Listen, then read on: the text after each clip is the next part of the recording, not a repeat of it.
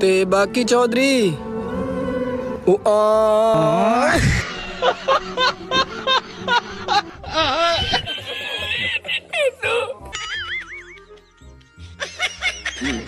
भाई मारो मुझे, मारो मारो मुझे, मारो मारो नहीं, ये मजाक हो रहा है। एक सेकंड। আমাদের প্রত্যেকটি গুনার পেছনে কিন্তু শয়তান থাকে না, আর এই কথাটি বোঝানোর জন্য প্রতি বছর রমজান মাস আসে। কিছু মানুষ আবার রমজানকে রমাদান বলে ডাকে। এই সকল মানুষকে পেপসিকে বলা উচিত বাপসি। এরা পুরো আরবিও বলতে চায় না, আবার পুরো বাংলা বলতে চায় না। বন্ধুরা, এত পানি হয়তো আফ্রিকাতেও পাওয়া যায় না যত পানি বাঙালি ইফতারির সময় পান করে থাকে। বন্ধুরা, বাঙালি যখন সেহরির সময় ঘুম থেকে ওঠে তখন তারা ঘুমিয়ে ঘুমিয়ে সব কাজ করে। কিছু মানুষ তো ঘুমের ঝোঁকে বইয়ের সালোয়ার কামিজ পরে চলে আসে, যেমন এই ব্যক্তি তার বইয়ের পায়জামা পরে মসজিদে নামাজ পড়তে চলে এসেছে। ते बाकी चौधरी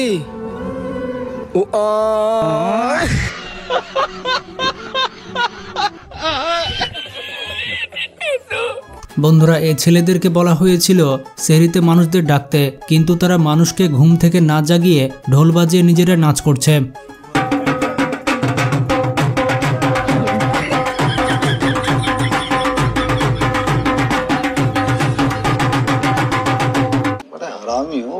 বন্ধুরা, কিছু সময় মসজিদে অজু করা রীতিমতো চ্যালেঞ্জের বিষয়।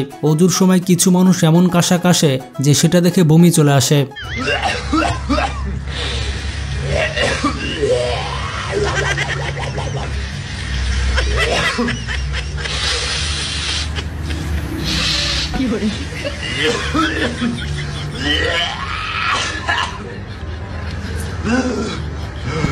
বন্ধুরা, এখানে তারাবির নামাজ চলছিল, কিন্তু পিছে কি হচ্ছে দেখুন। পিছে তো রীতিমতো রেসলিং চলছে।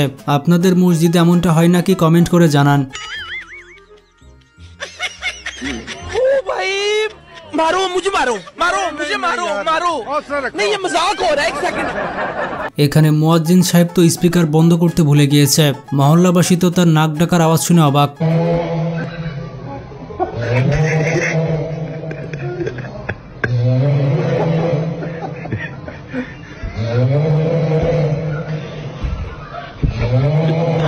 এখানে সবাই কষ্ট করে তারাবির নামাজ পড়ছে, আর এই চাচার অবস্থা দেখুন।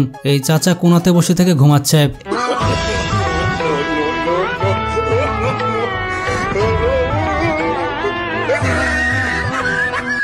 কিছু মসজিদে সাইরেন থাকে না, সেই সকল মসজিদে এভাবেই সেহরিতে মানুষকে ডাকা হয়। সত্যি বাঙালি সব পারে।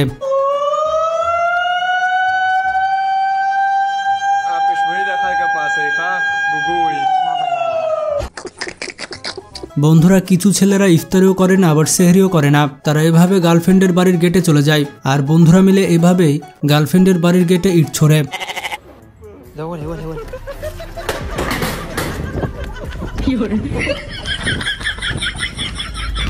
বন্ধুরা, ইফতারি করার পর এমন অবস্থা হয়ে যায় যে এক চুলো নড়া যায় না। মানে বাঙালি এত পরিমাণে খেয়ে ফেলে।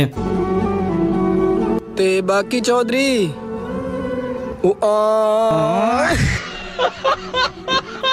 বন্ধুরা, তারাবির নামাজ পড়তে পড়তে এই ব্যক্তির তৃষ্ণা পেয়েছিল, আর সে বাড়ি থেকে পুরো পানির ট্যাঙ্কি নিয়ে চলে এসেছে। তাকে দেখে মনে হচ্ছে সকল মানুষের তৃষ্ণা তার একারই লাগে। ते बाकी चौधरी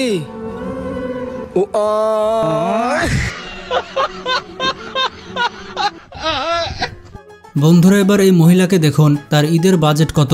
তার অলরেডি 1,60,000 টাকা শেষ। গাইজ, এদিকে আমার বন্ধু ঈদের শপিং করার জন্য তার কাছে একটি সিন্ডু গেঞ্জি কেনারও বাজেট নেই। আমার অলরেডি 1,60,000 টাকা শেষ। 4 জোড়া জুতা নিয়েছি 36,000 টাকা দিয়ে। এখানে দুইটা ছেলে মেয়ে পালাতে গিয়ে ধরা পড়ে যায়। তাদেরকে জিজ্ঞেস করলে বলা হয় যে তারা খালাতো ভাই বোন। এরপরে কি বলছিলা, পুলিশে ধরছে এখানে?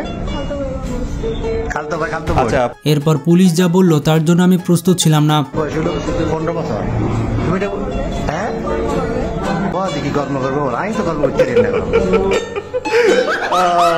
গাইজ, এখানে এই ছেলেটি বাপের বয়সে একটি চাচার গায়ে হাত তোলে। তার এই বেয়াদবি সবার নজরে আসে। এরপর তাকে সবার সামনে শাস্তি দেওয়া হয়।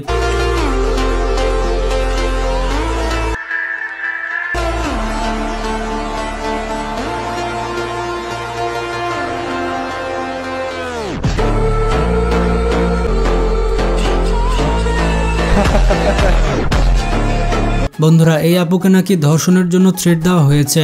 আমি তো ভাবছি কার এত সাহস যে এই আপুকে ধর্ষণের থ্রেট দিয়েছে। এই আপুকে দেখে আর্মি অফিসার পর্যন্ত ভয় পায়। আমি থানায় এসেছি, আমার বিরুদ্ধে প্রকাশ্যে আমি একটা ধর্ষণের হুমকি পাই।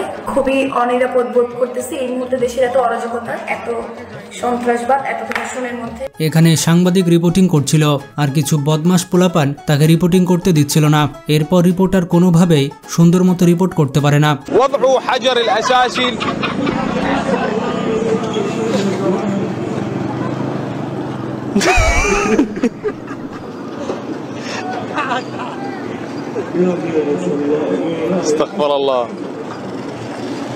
এখানে এই লোকটি এতটা বড় লোক যে পকেটে 2টি আইফোন নিয়ে ঘুরছে। এদিকে আমার কাছে একটি বাটন ফোনও নেই।